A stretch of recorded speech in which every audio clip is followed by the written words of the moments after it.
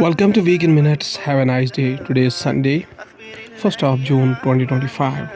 I'm starting the newspaper with the world news, including two killed after small plane flown by a 71-year-old pilot crashes into a terrace of residential building in Germany. European Union warns of retaliation over Trump's steel tariff hike. China accuses United States Defense Secretary Hagest of vilifying remarks at Security Forum. United States lawyer sanctioned after court discovers a false citations failed using ChatGPT. About 250 million bees escape after a truck overturned in the United States, warning issued. Damning IAEA report spells out past secret nuclear activities in Iran. German Chancellor Friedrich Merz to visit the United States next week, meet Trump at White House. Several Paris Jewish institutions sprayed with green paint. IDF confirms Hamas leader Mohammed Sinwar killed in May month of a 13th strike. United Nations nuclear watchdog flags Iran's growing uranium stockpile aimed talks with the United States. Want to work in the Trump administration? You must serve the pleasure of president and be patriotic. Earthquake of magnitude 6.1 hits and Japan Hokkaido. No tsunami warning issued aimed at United States Homeland Security Chief's threat to Trump life claim. Investigators feel accused may have been framed. North Gaza's only operating hospital evacuated after Israeli warning. Now from the Hindu newspaper, we have the brief explanation of Hamas' response to the United States ceasefire proposal for Gaza while seeking amendments. Hamas said 10 living hostages and the bodies of 18 others would be released in exchange for an agreed-upon number of Palestinian prisoners. A protester waves a Palestinian flag during a demonstration in the support of Palestinians in the Gaza in Athens, Greece, Saturday, May 31st, 2025. Hamas has responded to the latest United States ceasefire proposal for Gaza, and senior official with the group tells the Associated Press they are seeking amendments to it. There are some notes and amendments to some points, especially on the United States guarantees the timing of hostage release, the delivery of aid, and the withdrawal of Israeli forces. The official said, speaking on the condition of anonymity due to the sensitivity of the talks. A separate Hamas statement said the proposal aims for a permanent ceasefire, comprehensive Israeli withdrawal from Gaza, and an ensured flow of aid. It said 10 living hostages and the bodies of 18 others would be released in exchange for an agreed-upon number of Palestinian prisoners. At least 2 killed in Russian attacks on Ukraine as prospects for talks remain uncertain. A 9-year-old girl was killed in a strike on the front line village of Dolinka in the Zaporozhye region, and a 16-year-old was injured. Russian troops launched some 109 drones and 5 missiles across the Ukrainian overnight and into the Saturday. Russia's drone and missile attacks on the Ukraine on Saturday, May 31st, 2025 killed at least 2 people, including a 9-year-old girl, officials said, as uncertainty remains whether Kyiv diplomats will attend a new round of peace talks proposed by Moscow for early next week in Istanbul. Russian troops launched some 109 drones and 5 missiles across the Ukraine overnight and into the Saturday. The Ukrainian Air Force said there are 3 of the missiles and 42 drones were destroyed, and another 30 drones failed to reach their targets without causing damage, it said. Iran has amassed even more near weapons-grade uranium, United Nations watchdog says. Senior Iranian official dismissed speculation about an imminent nuclear deal with the United States, emphasizing that any agreement must fully lift sanctions and allow the country's nuclear program to continue. Iran has further increased its stockpile of uranium enriched to near weapons-grade levels. A confidential report by the United Nations nuclear watchdog said on Saturday of May 31st, 2025, and called on Tehran to urgently change course and comply with the agency's probe. The report comes at a sensitive time as Tehran and Washington have been holding several rounds of talks over a possible nuclear deal that the United States President Donald Trump is trying to reach. The report by the Vienna-based International Atomic Energy Agency, which has seen the Associated Press, says that of May 17, Iran has amassed 408.6 kilograms, that is 900.8 pounds of uranium enriched up to 60%. That is an increase of 133.8 kilograms, which is 294.9 pounds since the IAEA's last report in February month. Iran-United States nuclear deal. On Thursday, senior Iranian officials dismissed speculation about an imminent nuclear deal with the United States, emphasizing that any agreement must fully lift sanctions and allow the country's nuclear program to continue.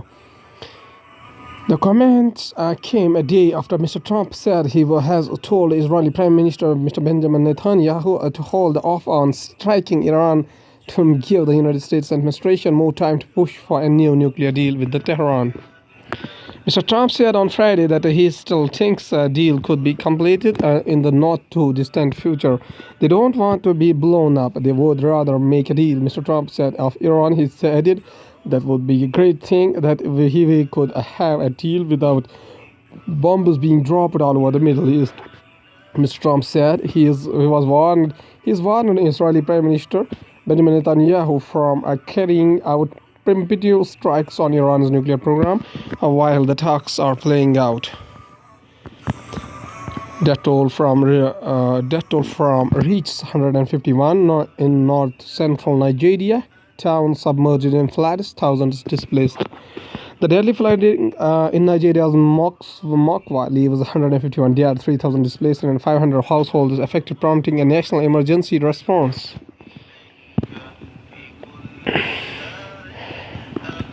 People searched in the flooded area following a downpour in Mokwa, Nigeria on May 30, 2025. At least 151 people have now been confirmed dead after heavy rainfall unleashed flooding in a market town in the north-central Nigeria. The local emergency services told the Associated Press on Saturday, May 31st, 2025, more than 3,000 people were displaced in the flooding in the town of Mokwa, Niger State. More than 880 miles, 300 kilometers were west of Abuja, the capital of Africa's most populous nation. Niger State Emergency Agency spokesman Ibrahim Odo Hosseini said. Another disaster earthquake of magnitude 6.1 hits in Japan's Hokkaido. JMA says the epicenter of the earthquake was off the east coast of the Hokkaido. The agency said, adding that no tsunami warning had been issued. An earthquake of magnitude 6.1 hit Hokkaido in Japan on Saturday, May 31st, 2025 afternoon. The country's meteorological agency said, adding that it has hit at a depth of 20 kilometers, that is 12 miles. The epicenter of the earthquake was off the east coast of Hokkaido, the agency said, adding that no tsunami warning had been issued.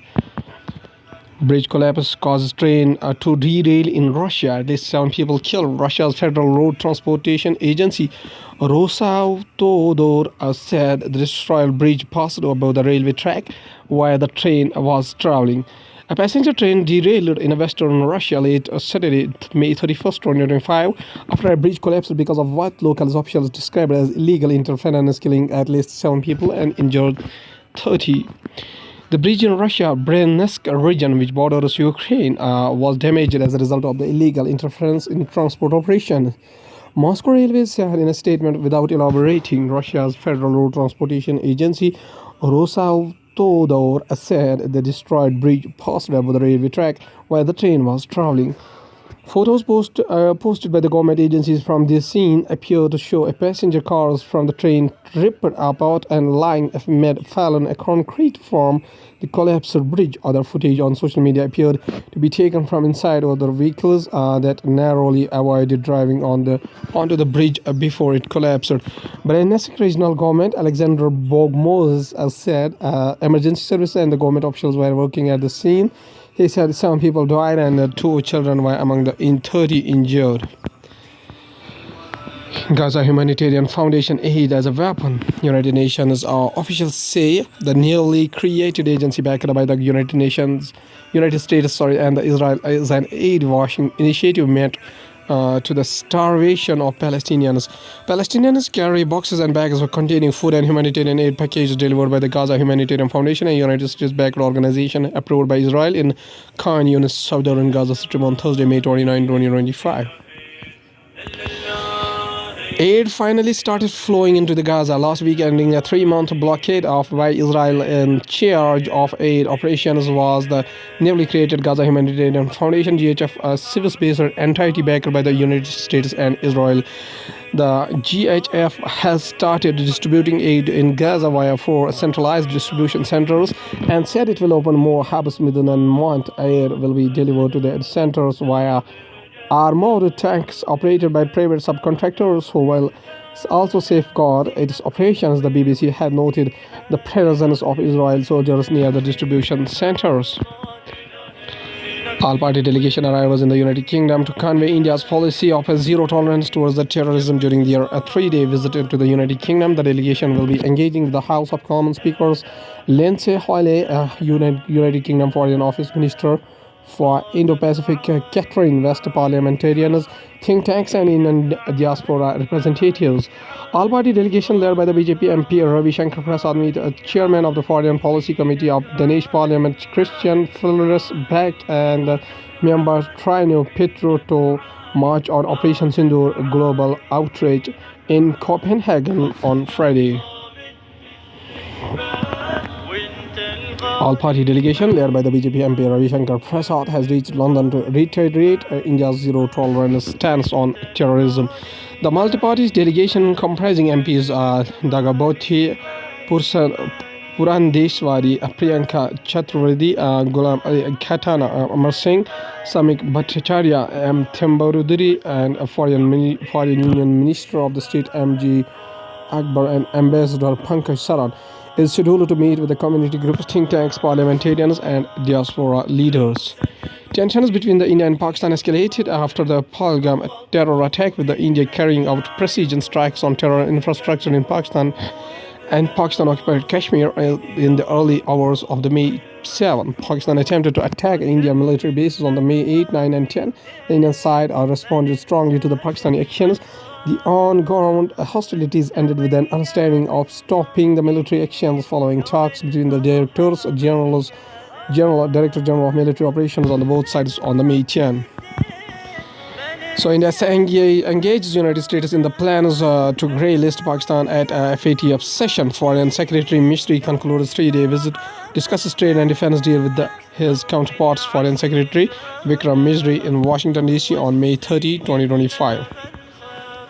Foreign Secretary Vikram Misri, who was recently on a 3-day visit to the United States, engaged the American officials regarding the upcoming Financial Actions Task Force FATF session, where India is expected to argue for grey-listing Pakistan.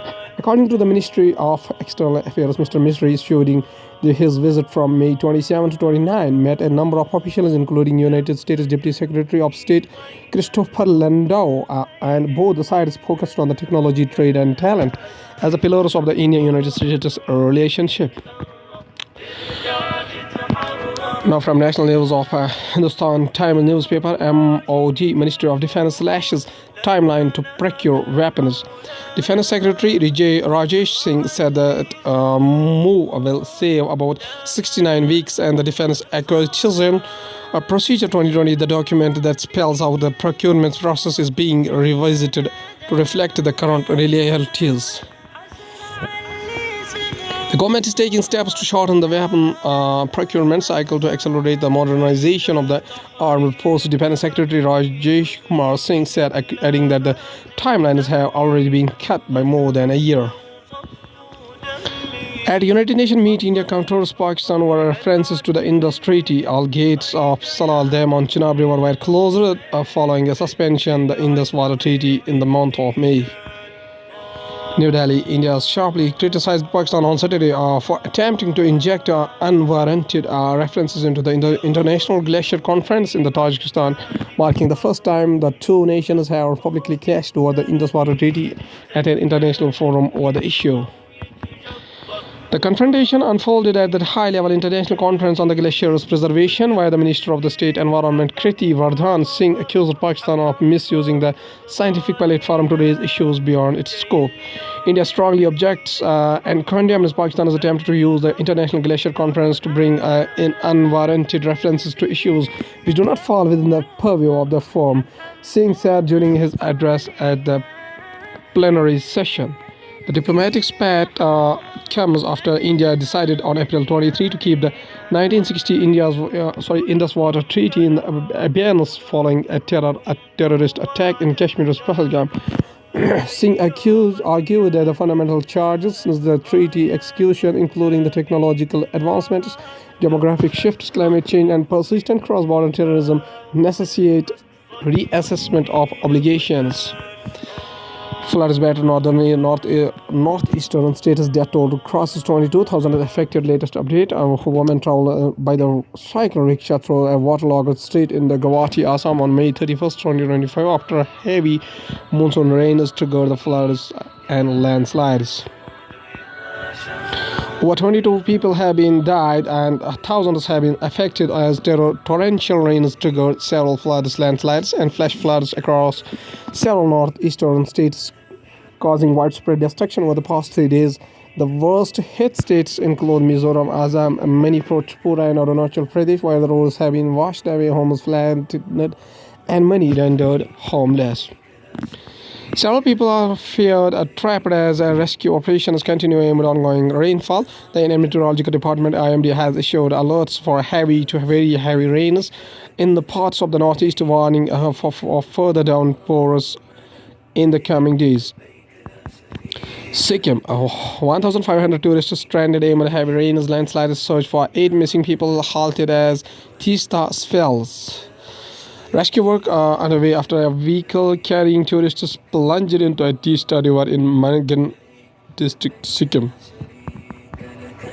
Around 1,500 tourists were stranded across the North Sikkim on Saturday after landslides triggered by continuous rainfall blocked key roads. Meanwhile, search efforts for the 8 missing tourists were disrupted by heavy rain on Saturday. The rescue operation was later suspended as the Teesta River's water level rose. The tourists went missing after their vehicle plunged over 1,000 feet into the river in Mangan district on Thursday night near the Mansitang along the Lenchan-Lenchung highway. The accident killed 1 person and injured 2 others. The latest updates is that the Teesta River water level rose sharply due to the persistent heavy rainfall. The Indian Meteorological Department has urged people to avoid the unnecessary travel, stay indoors when possible, and steer clear of riverbanks and unstable slopes. In Mangan, Sikkim restoration work is ongoing on Sunday morning after one of the bases of the Phidang Bailey, a bridge linking Mangan to Chintang, was partially damaged by the Teesta's strong current, news agency ANI reported. Now, going towards the economy of the country from the business point of view, with the stiffer tariffs on neighboring country, India now more competitive, could boost furniture exports. Swapnil Nagarkar, a business head at the Godrej Interior. Nagarkar, who also chairs the Confederation of Indian Industry (CII) task force on furniture, said India's furniture standards have been framed keeping consumer interest in mind. Edited experts Swapnil Nagarkar, executive vice president and business head, Interior. Industrial growth pushes up Q4 GDP to 7.4%, but financial year 2025 growth at a 4-year low. Easing of pace are also seen in the yearly numbers as growth tapered to 6.5% in the financial year 2025 against 9.2% in the financial year 2024. The latest GDP growth figures came days after Niti Aayog CEO BVR Subramanian announced that India had overtaken Japan to become the 4th largest economy in the world. India's real gross domestic product GDP gained strength as it picked up pace sequentially to a four-quarter high of 7.4% in January to March on the back of the firm industrial growth in manufacturing, construction, and mining sectors, as even as consumption demand slowed down. The full-year growth rate, however, is estimated to have slowed to a four-year low of 6.5% for financial year 2024-2025, the same level as the second advance estimates released February ended, released by the National Statistics Office on Friday, showed GDP had grown 8.4% in the Q4 in 2023-24 and 9.2% in the financial year 2024. The growth rate for the previous quarter was also revised up, with the Q3 growth now estimated at 6.4% as against 6.2% earlier. Union Finance Minister Nirmala Sitharaman also highlighted the strong manufacturing growth in the Q4. Everyone would tell us, oh, the Indian industry is not investing, capacities are not widening, not expanding. What would happen? I'm glad India's industry, the manufacturing activity have all been so good during the Q4. Growth in the Q4 alone was 7.4%. As a result of for the entire financial year 2024-2025, the GDP numbers are 6.5%, she said at an event in the Delhi after the release of the GDP data. Chief Economic Advisor V. Anantha Nageshwaran said GDP's provisional estimates for financial year 2025 are in line with the expectation of 6.5%, and India is holding up at this growth numbers better than many advanced economies, especially in a growth scarce environment globally for the current financial year. He said the government has retained its outlook at 6.3 to 6.8%, with the private consumption, especially with the rural rebound and resilient services exports as the key drivers. Interest rate moderation by the Reserve Bank of India and the tax relief provided by the government are expected to boost overall consumption. Capital formation by the private sector is also likely to improve as capacity utilization levels are high, he said. Sensex Nifty declined in the early trade on selling in IT shares, sluggish Asian pairs. The 30-share building stock exchange Sensex declined by 219 points to 81,414.02 early trade. The national stock NSE, the Nifty dipped at 53.6 points to 24,780. Both Sensex and Nifty tanked during the early trade on Friday. Benchmark stock indices Sensex and Nifty declined in early trade on Friday, dragged by the IT shares and sluggish trends in Asian markets. The 30-share building stock exchange Sensex declined by 219 points to 81,414.02 in the early trade. The national stock exchange Nifty dipped 53.6 points to 24,780. Investors turned cautious ahead of the release of domestic GDP data, analysts said. From the Sensex firms, Infosys, Tech Mahindra, ACL Tech, Industrial Bank, Mahindra & Mahindra and Tata Consultancy Services were among the laggards. Larsen & Toubro, L&T, Adani Ports, Eternal and Nestle, Sun Pharma and Moretti were among the gainers. In Asian markets, South Korea's KOSPI, Japan's Nikkei 225 index, Shanghai SSE Composite Index and Hong Kong's Hang Seng were trading in the negative territory. United States markets ended higher on Thursday. Foreign institutional investors (FIIs) bought equities worth rupees 884.03 crore on Thursday, while domestic institutional investors (DIIs) bought equities worth rupees 4,286.50 crore, according to the exchange data. Stable institutional flows of both FII and DII are keeping the market steady even in the absence of positive triggers. The ongoing consolidation phase is likely to continue in the near term. Investors should understand two distinct big trends that will weigh on the markets. One, India's macros are strong and improving.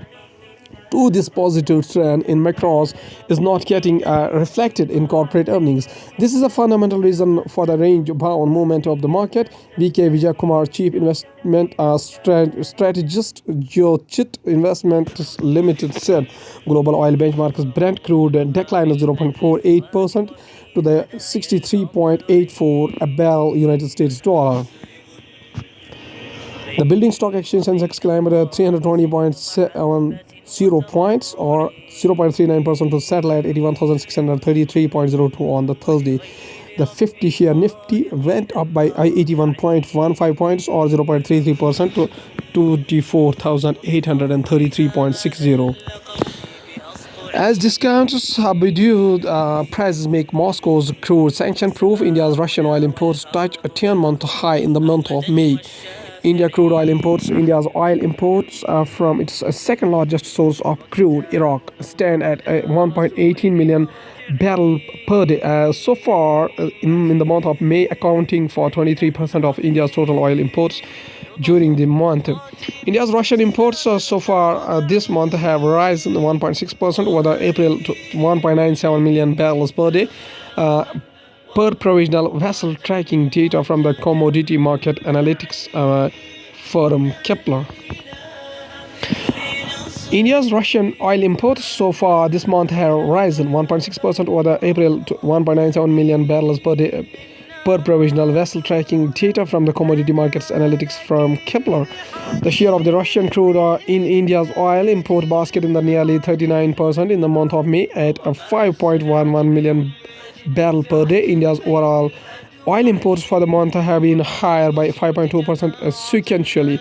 Data for the full month is expected to stay at these levels, bearing a few insignificant fluctuations. Iraq and Saudi Arabia were India's top two suppliers of crude prior to the war in the Ukraine. Best as a Western buyer started shining Russia's oil in the wake of its February 2022 invasion of the Ukraine. India and China emerged at the top destinations for Russian crude. By diversifying its crude supply across Russia, the Gulf states, and the United States, India maintains a diplomatic hedge. This multi-aligned strategy enhances India's energy security and strengthens its bargaining power in the multipolar global oil markets, Editorial said. Now, going towards science and tech, we have the Musk retains plan to fly Starship to Mars in the 2026 despite setbacks.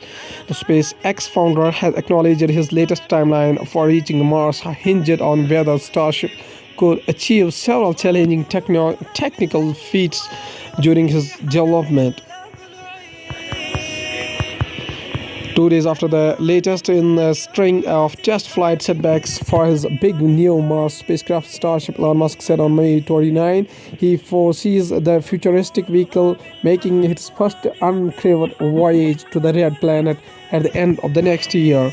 Musk presented a detailed Starship development timeline in a video posted online by his Los Angeles area-based rocket company SpaceX a day after saying he was departing the administration of United States President Donald Trump. He is head of the tumultuous campaign to slash the government bureaucracy.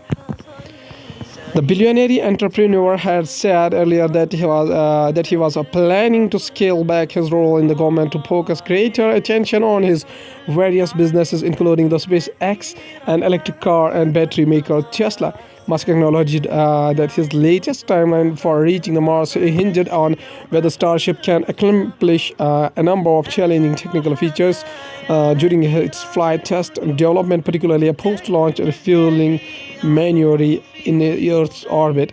The end of the 2026 would coincide with a slim window that occurs once every 2 years when the Mars and the Earth align around the Sun for the closest trip between the two planets, which would take 7 to 9 months to transit by spacecraft. Study finds 17.4% prevalence of PCOS in Delhi's college-going women. Polycystic ovary syndrome, the endocrinologic disorder affecting the females in the reproductive age, characterized by the menstrual dysfunction, infertility, hirsutism, acne, and obesity, is prevalent yet under the research, the study says.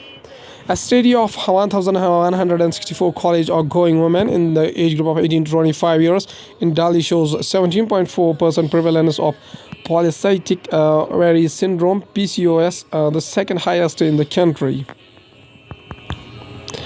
A study of 1,164 college-going women in the age group of 18 to 25 years in Denali shows 17.4 prevalence of polycystic ovary syndrome (PCOS), the second highest in the country. Partly funded by the Indian Council of Medical Research, the study was published recently in the peer-reviewed journal BMC Health. It comprised a cross-sectional survey and a systematic review which analyzed the similar studies from 2010 to 2024 across India and similar age groups. The study notes that the PCOS is the endocrinologic disorder affecting the females in the reproductive age, characterized by the menstrual dysfunction, infertility, hirsutism, acne, and obesity, is prevalent yet under-researched. It states that the pooled prevalence of previous studies in similar age groups using the same criteria across the various regions in India stood at 8.41%. In the 2023, the Ministry of Science and Technology had stated that India has a PCOS prevalence of 33.70% to 22.50%. The prevalence of PCOS can vary between the rural and urban areas, socio-cultural setting, and age groups. In a previous studies, Lucknow reported the lowest prevalence of 3.70%, while Mumbai reported prevalence of 22.50%. Another study found that the prevalence can go up to the 36% in the adult sense. Alas, Valmik Thapar, wildlife and tiger conservationist, dies at 73.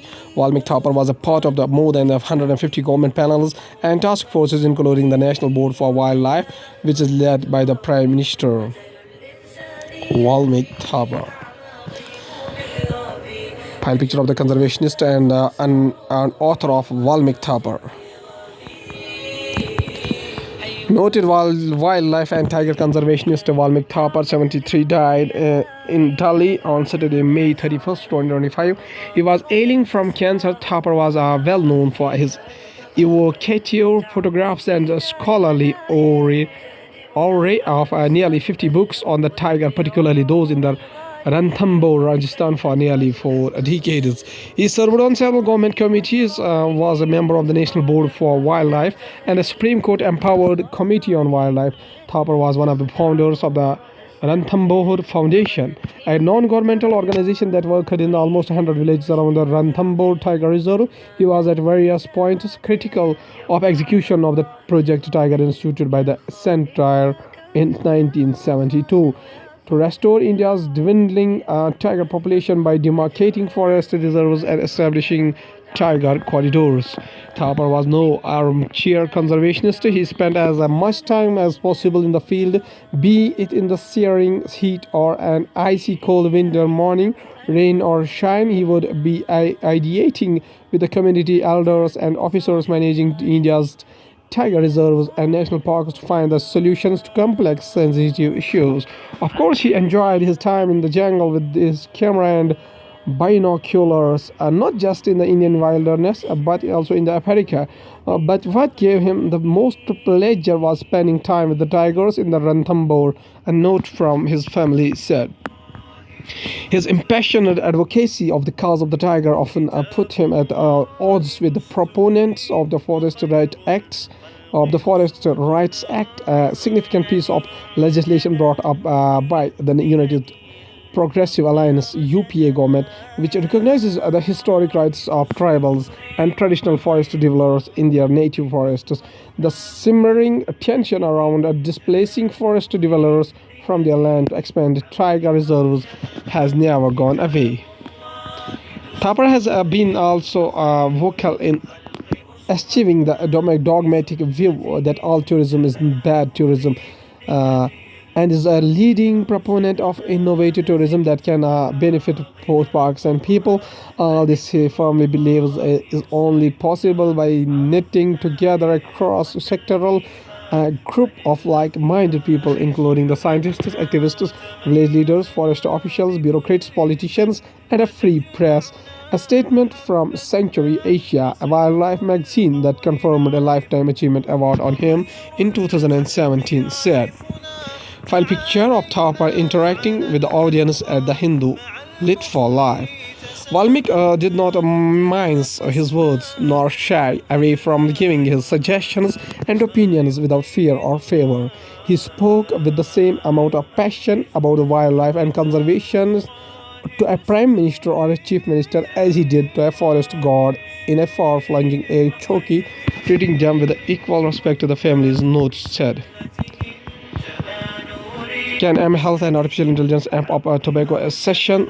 Efforts 28.6% of the people aged 15 and above use tobacco in India. The use of smokeless formers being double that of smoked formers. The second largest consumer, the third largest producer of the tobacco. India is a home to 72.7 million smokers, image for the representational purpose only.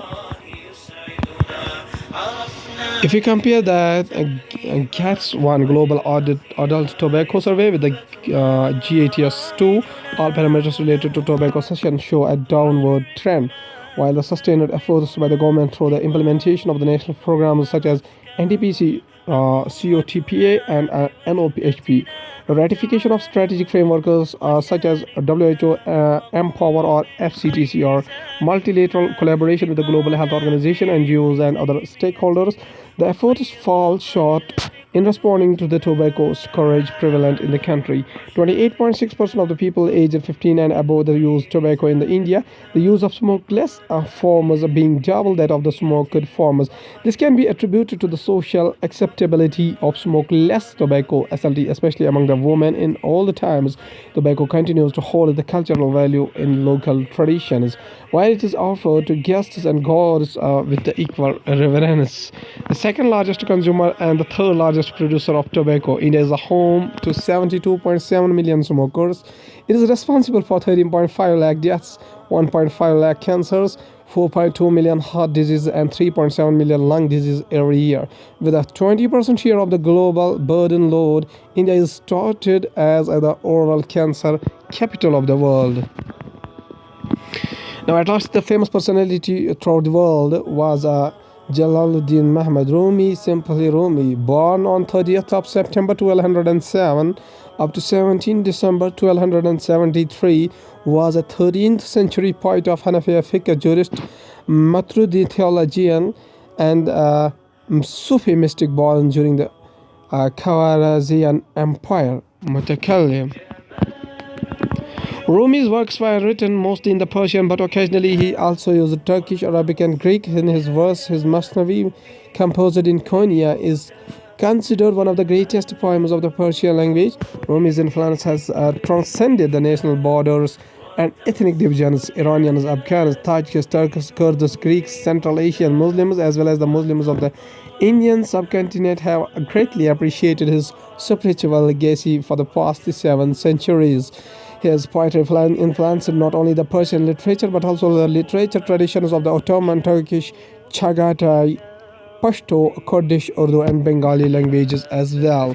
Rumi's works are widely read today in their original language across the greater Iran and the Persian-speaking world. His poems have subsequently been translated into many of the world's languages and transposed into various formats. Rumi has been described as the most popular poet, is very popular in Turkey, Azerbaijan, and South Asia, and has become the best-seller poet in the United States. Maulana Rumi says a very famous quotation. He says that you are not just a drop in the ocean, you are the entire ocean in a drop. He also says that yesterday I was clever, so I wanted to change the world. Today I am wise, so I am changing myself. Okay, thank you.